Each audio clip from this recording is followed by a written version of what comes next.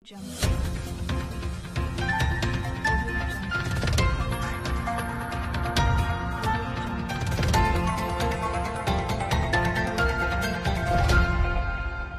Audio Jungle. Jadi yang tadi saya sampaikan bahwa tidak semua pasien dengan COVID-19 itu akan dirawat, kan tidak semua.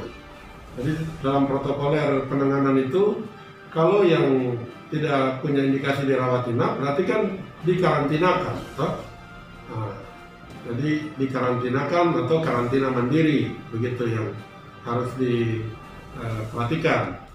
Nah, ketika pasien itu memang ada indikasi dirawat, ya kita siap harus merawat, begitu.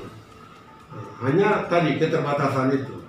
Nah, terkait dengan pasien yang positif COVID-19 yang dari Jakarta, ya, itu mahasiswa asal Sorong Selatan, dan mungkin yang 9 orang lainnya, ya ini saat ini kan dia dalam proses karantina, Nah, kemudian kalau pasien ini dia punya indikasi saat ini misalnya untuk dirawat, tidak harus pasien itu dikirim ke Sorong Selatan, sementara dia berada di Kota Sorong.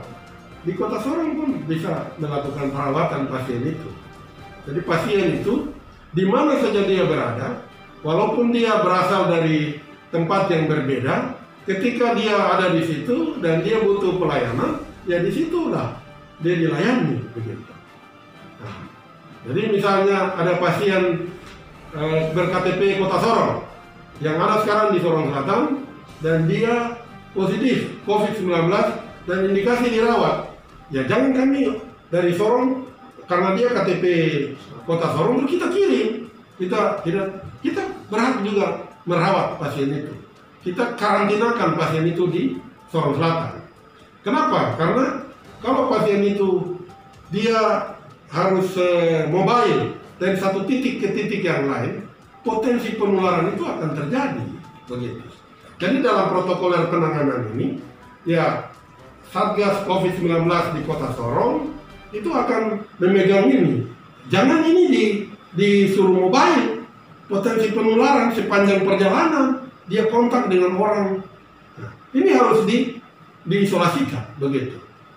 Nah, tidak boleh dia diberikan sampai dia negatif baru boleh diperbolehkan untuk dia bergerak dari satu titik ke titik yang lain. Jadi kalau hari ini kami di Sorong Selatan dapat orang yang ber-KTP bukan orang Sorong Selatan dan dia COVID-19, tidak boleh kita suruh orang ini pergi. Jangan.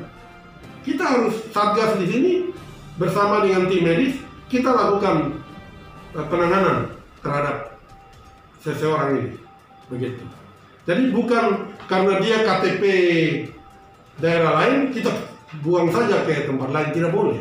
Karena kita sama-sama sepakat supaya penularan COVID-19 ini harus kita putuskan rantai penularan itu.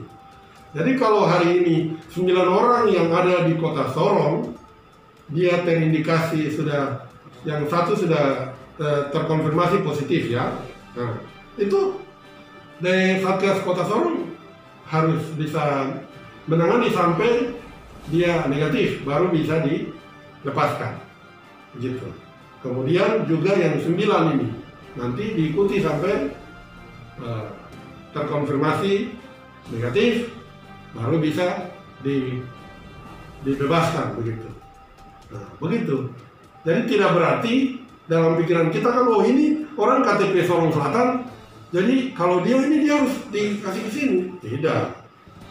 Nah, sebaliknya, orang Kota Sorong yang ber-KTP Kota Sorong hari ini saya dapat kita positif ditemukan di Sorong Selatan, jangan kita kirim ke Kota Sorong, jangan.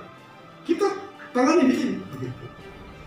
Karena tadi risiko penularan itu dia bergerak dari satu titik ke titik yang lain.